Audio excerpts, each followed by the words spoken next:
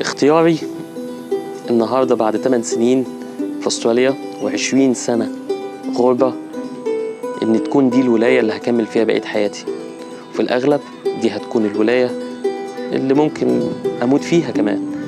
الولاية دي حجمها قد حجم مصر 1.5 مرة، وتعداد سكانها 20 مرة أقل من سكان مصر.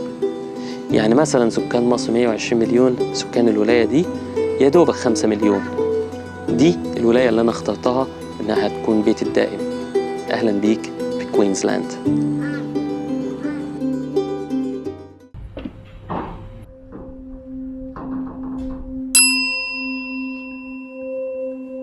معنى أنا اخترت كوينزلاند إن دي فعلا أحسن ولاية في أستراليا. موضوع أحسن وأوحش ده يا جماعة نسبي زي ما قلت في فيديوهات كتير. أنا مجرد بقول لك رأيي أنا واختياري أنا، بس ده مش معناه إن دي أجمل ولاية في كل أستراليا. كل واحد ليه معايير مختلفة وبيحدد بناء عليها إيه هي أجمل ولاية بالنسبة له. بس أنا هديك في الفيديو النهاردة ليه أنا اخترت إن دي هي بالنسبة لي كانت أجمل ولاية إن أنا استقر فيها، وده من خبرة إن أنا عشت في 3 ولايات اوريدي في استراليا، وان انا لفيت كل الولايات. فبناء عليه ده كان اختياري ان دي هو المكان اللي هيكون بلدي الدائم ان شاء الله، وده المكان اللي انا هستقر فيه، ويا عالم ان كان ده المكان اللي انا هموت فيه. زي ما اتفقنا ان اختيارنا للولايه بيكون اهم حاجه اول ما بتوصل لاستراليا، بيكون اللي هو مبدئيا انك تلاقي شغل. فموضوع ان انا اخترت ولايه كوينزلاند ده كان بناء بعد ما عملت وبنيت خبره كبيره، وكان بعد اكتر من 4 سنين. فساعتها بالنسبه لي القرار ما بيكونش فيه صعوبه بالنسبه لموضوع الشغل، لان بمجرد حصولك على خبره في استراليا انت بامكانك انك تشتغل في اي مكان ان شاء الله، لان الشغل والفرص متوفره. وطول ما انت عندك الخبره في استراليا ما بيكونش عندك مشاكل ان شاء الله في انك تلاقي شغل في اي ولايه هتروحها. فدي اهم ميزه احنا لازم نتكلم عنها. فانا اختيار النهارده ملوش علاقه بموضوع الشغل فين وفين فرص العمل، عشان اكون صريح معاك. بالنسبة لكوينزلاند عشان تبقى فاهم، هي زي ما قلنا ولاية كبيرة جدا. فالمنطقة الجنوبية هم 3 ولايات، 3 مدن جنب بعض لازقين في بعض على طول. المسافة ما بينهم بتبقى حوالي ساعة بالكتير. من بداية شمال ولاية نيو ساوث ويلز، أول مدينة بتقابلك بعد ما تخش حدود ولاية كوينزلاند هي مدينة الجولد كوست، وبعد كده ساعة بتكون في مدينة بريسبن واللي هي عاصمة الولاية، ساعة بتكون في مدينة السانشاين كوست، ودول أكتر 3 مدن عمرانين في كل كوينزلاند. تطلع بعد كده بقى بتبدأ المسافات تبعد كتير جدا، وتلاقي كل فين وفين مثلا كل 5 ساعات مدينة كبيرة موجودة في أستراليا، لحد ما بتوصل لمدينة اسمها ماكاي.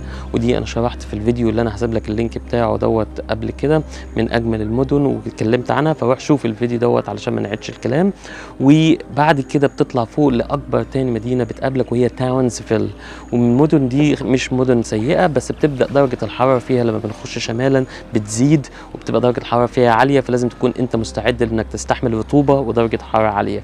وبعد تاونزفيل دي بتطلع 4 ساعات توصل لمدينة كانز.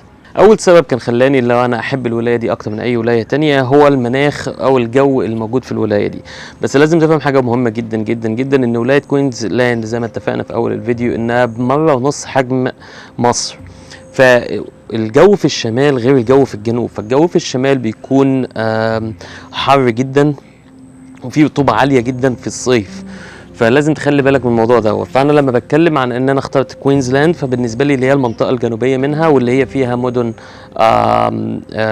جولد كوست وبريسبن ومدينه السانشاين كوست. وبالنسبه لي مدينه السانشاين كوست دي اجمل واحده فيهم، بس انا علشان خاطر الشغل انا حاليا مقيم في مدينه الجولد كوست، وهي بالمناسبه اكتر مدينه سائحيه وساحليه وفيها شواطئها بديعه الجمال جدا في كل استراليا، واغلى اماكن استراليا للمعيشه او اغلى اماكن في كوينزلاند.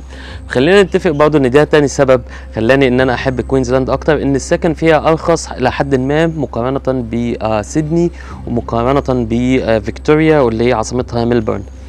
بيجي تالت حاجة ومن أهم النقط برضو خلي بالك، هو موضوع الاقتصاد. حتى إن كانت هي مش متطورة اقتصاديا بنفس الحجم للولايتين الكبرتين اللي هو نيو ساوث ويلز وعاصمتها سيدني وفيكتوريا وعاصمتها ملبورن، بتيجي هي تالت واحدة، بس هي في تقدم اقتصادي عالي جدا، والفترة اللي جاية في مشاريع كتير موجودة، وده بسبب ان دورة الألعاب الأولمبية اللي بعد كده هي موجودة في بريسبن.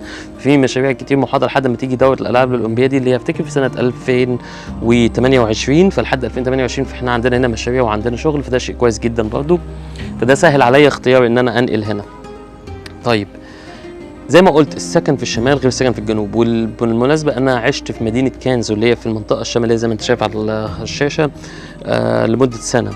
جميلة جدا على فكرة، ومناطق اللي فيها رائعة الجمال، بس كان مشكلة فيها الرطوبة والحرارة فيها في الصيف رهيبة جدا، ودي كانت شوية صعبة. بص تيجي بقى لأهم الأسباب اللي بالنسبة لي أنا مهمة، وزي ما عشان كده أنا قلت لك إن الموضوع اللي هو اختيارك للمكان ده نسبي جدا، هو الجمال الطبيعي لولاية كوينزلاند رهيب. انا هعرض لك شويه حاجات بسيطه كده سريعه كده شطات عشان تعرف جمال ولايه كوينزلاند. جمال ولايه كوينزلاند ليس له مثيل بالنسبه لباقي الولايات. انا في رايي المناطق اللي هي الطبيعيه بالنسبه لتسلق الجبال والمناطق اللي هي الخلابه موجوده في الولايه هنا رهيب جدا، فده من اهم الحاجات اللي حببتني في الولايه دي بصراحه. هاجي اقول لك مثلا يعني انا المكان اللي انا بصور لك منه هو مكان في ما شاء الله يعني هو ايه منتهى زي ما شاء الف لك الكاميرا كده، فدي يعني ولايه كوينزلاند خضراء في كل مكان سواحليا. طبعا انا عايز افهمك حاجه مهمه قوي لازم تخلي بالك منها، وهي ان انت لو بتتكلم عن الانلاند لو بعدت عن الشاطئ في اي ولايه في كل استراليا فالمكان بيصعب عليك ان انت تستحمله. ماشي، كل ما هتخش تبعد عن الشاطئ كل ما الموضوع بيكون منعزل اكتر، مفيش ناس، مفيش، القرى بتكون صغيره جدا، وعلشان كده دي بتكون الفرص للناس اللي بتبقى فرصها ضعيفه انها تيجي استراليا، بيكون الفرصه ان هو يروح الاماكن دي لان مفيش حد عايز يروح يشتغل هناك من الاخر. بالنسبه لموضوع الجو برضه عشان نبقى فاهمين يا جماعه، الجو هنا في المنطقه الجنوبيه لكوينزلاند صيف شتاء جو جميل. يعني في الصيف درجه الحراره مهما زادت اخرها 36 بيبقى في شويه رطوبه عاليه، بس الرطوبه ايه مش عاليه قوي يعني. وفي الشتاء يعني انا حاليا في الخريف وداخلين على الشتاء درجه الحراره زي ما انت شايف انا بتيشيرت صيفي وبشورت كمان، فانا درجه الحراره هنا يا باشا بنتكلم حوالي 22 درجه جميله جدا. يعني الناس بتنزل البحر صيف وشتاء هنا، وده اللي بيخليها منطقه جميله. الثالث برضه من النقط المهمه جدا اللي خلتني ان انا اجي هنا انك بتقدر تنزل البحر هنا في ولايه كوينزلاند. عشان تبقى فاهم الولايه دي بالنسبه للشواطئ واسماك القرش مفيش فيها الخطوره اللي موجوده زي موجوده مثلا في استراليا الغربيه اللي هي ويسترن استراليا واللي هي عاصمتها مدينه بيرث.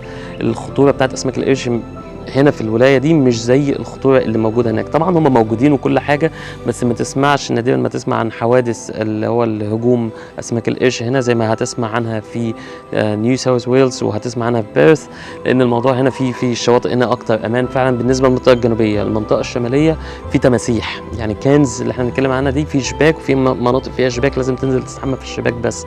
فلازم نفرق ان انا لما بقول كوينزلاند انا بتكلم عن المنطقه الجنوبيه فقط، لان المنطقه الشماليه مختلفه، بالرغم ان انا بحب المنطقه الشماليه لان برضه زي ما قلت الطبيعه اللي فيها خلابه جدا، بس هو ايه الجو فيها اصعب شويه.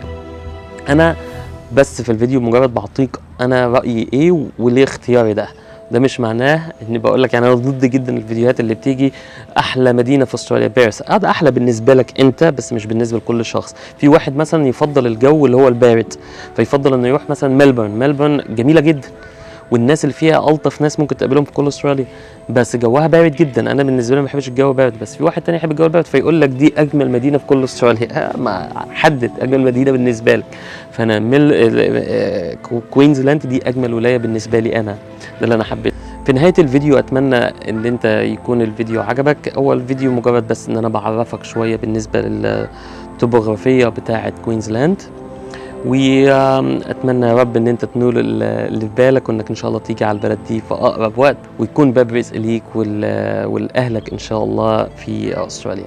السلام عليكم.